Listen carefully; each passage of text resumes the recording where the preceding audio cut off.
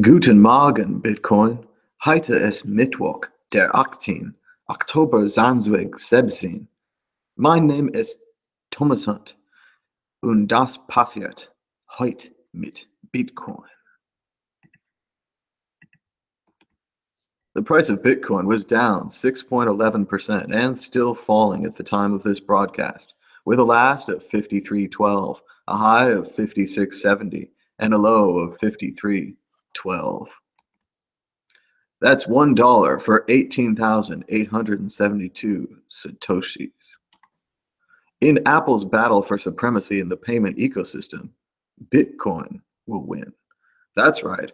When it comes to frictionless mobile payments, even though Apple has added their new Apple Cash feature allowing users to pay each other in so-called Apple Cash, Bitcoin will win because Bitcoin is more frictionless than Apple Cash. Bitcoin will be used by multiple services such as Jack Dorsey from Twitter's Square network, as well as everyone else who accepts Bitcoin. More and more cash registers will accept Bitcoin, less and less Apple Pay, or at the very least, they'll accept both, and Bitcoin will be easier to use. Bitcoin gets official blessing in Japan. The broader fintech sector is struggling as cryptocurrencies take off. From the Financial Times, while entrepreneurs do not usually welcome regulation for Japanese cryptocurrency startups, the regulation has been a boon. The Japanese felt that cryptocurrencies were a scary thing, but trading volumes have increased as many now see it as trustworthy, thanks to government approval.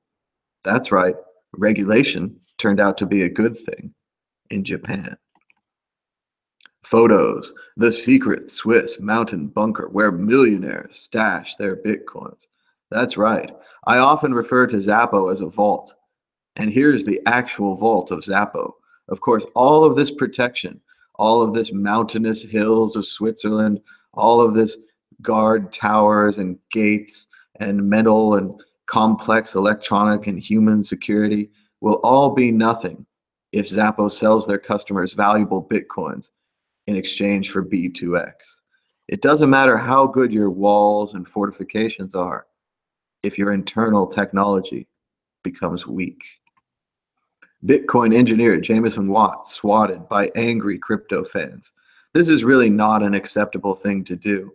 Bitcoiners or someone on the internet basically attacked Jameson by sending the police to his house.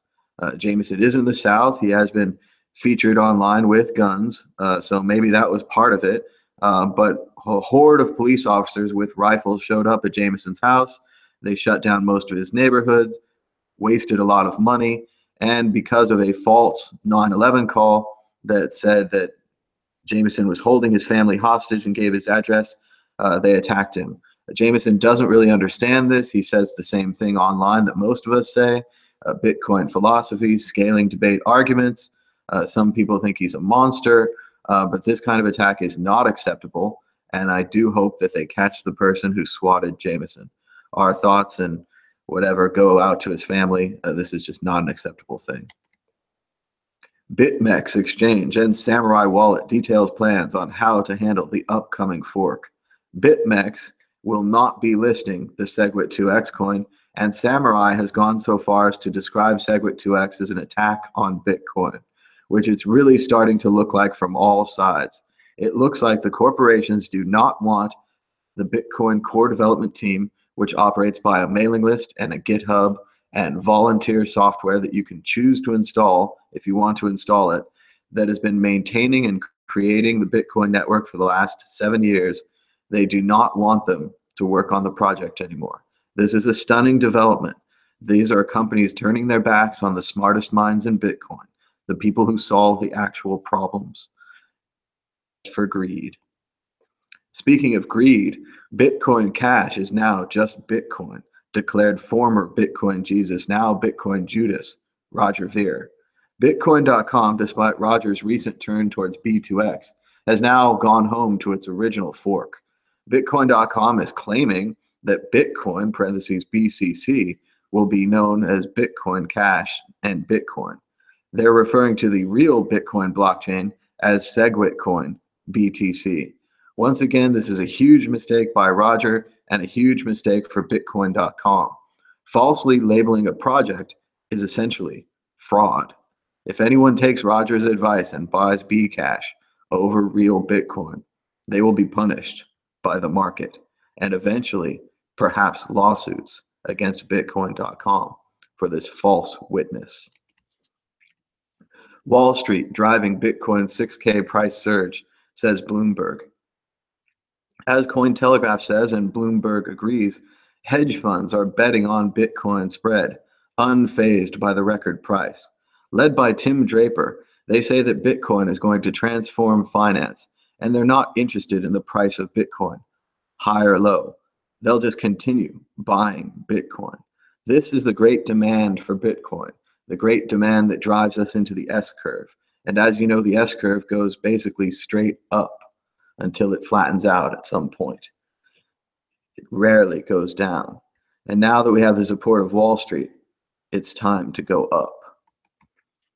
I had a great time last night with a Bitcoin Vienna meetup group. We met at a bar down in a shopping mall district called Favorton. It went really well, good guys to hang out with. Once again, the more Bitcoiners I meet, the more we seem to have in common. Everyone had conversations going all over the table.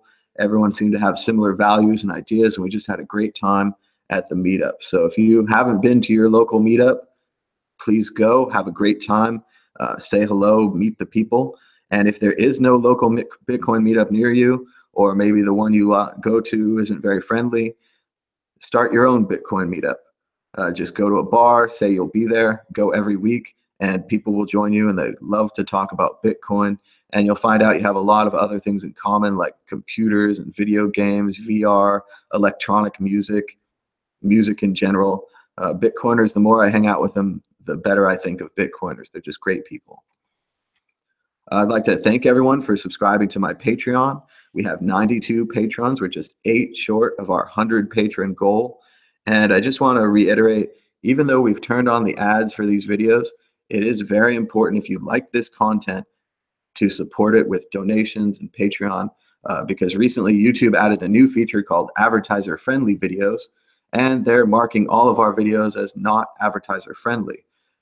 Fortunately, they have a review process, but it is a bit terrifying as a creator to see your funds stolen from you every day, only to hopefully have them returned by an esoteric and confusing system that doesn't make any sense. I make very nice Bitcoin news videos. There's nothing not advertiser friendly in this, unless you just don't like Bitcoin. Or maybe you don't like me.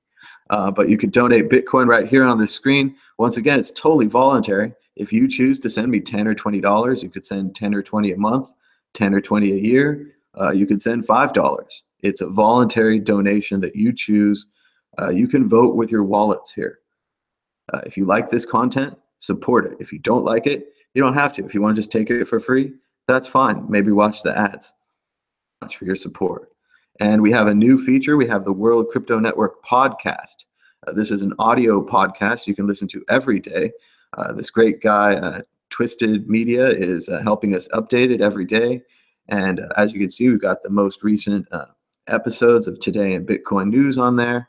We've got the Bitcoin group, all kinds of great stuff. And this is if you're busy or walking around the house, maybe you're commuting and you want to listen to a podcast, give the World Crypto Network podcast a try. The link is in the description down below, or you can just Google World Crypto Network podcast on Apple, iTunes, or SoundCloud. We're on most of the major services now. And that's about it for today's episode. I'm going to just do a quick reading from The Perfect Store, Inside eBay by Adam Cohen. Financial markets were supposed to be free and open, but everywhere Omidyar, the founder of eBay, looked, he saw well-connected insiders profiting from information and access that were denied from ordinary people. If you come from a libertarian democratic point of view, having a corporation just cram more and more products down your throat doesn't seem like a lot of fun, he said. I wanted to do something different, to give the individual the power to be a producer as well as a consumer. Omidyar had the worldview. He was politically libertarian, and he liked talking about philosophy, UFOs, and space aliens. He once called Yahoo Yet another hierarchical officious oracle. Very funny. Based upon no market research, Omidyar decided that he would not charge buyers at all, and that he would not charge sellers to list items. Instead, he decided arbitrarily the fees would be 5% of the sale price for items below $25 and 2.5% for items above $25. In 1995, it was not clear that commerce would ever take hold on the internet. But Omidyar continued with eBay and launched it on his own. As he found out later, a Robert Indiana Love postage stamp from the 1970s or a 1913 Buffalo nickel had no more inherent value than a mint condition chocolate the mousse. Internet auctions were the ideal way to determine the right price for all of them.